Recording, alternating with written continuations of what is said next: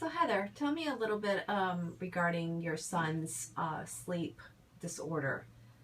We know that Dr. Miller recognized that he had some grinding issues going on. So how did that all come about?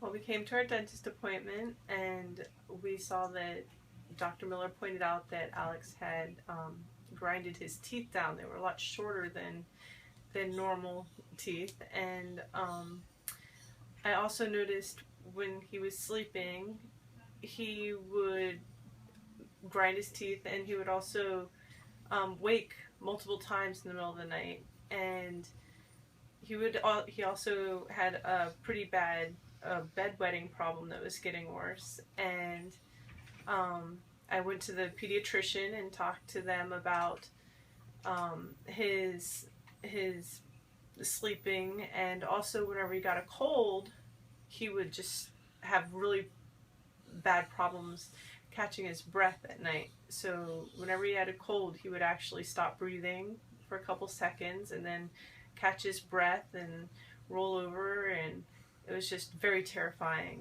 to watch at night whenever he got a cold. And I would call the pediatrician and they ended up referring me to an ENT who I went and saw, and they said that they sent me to get a CAT scan, and he did have enlarged tonsils and adenoids, so they recommended a tonsillectomy.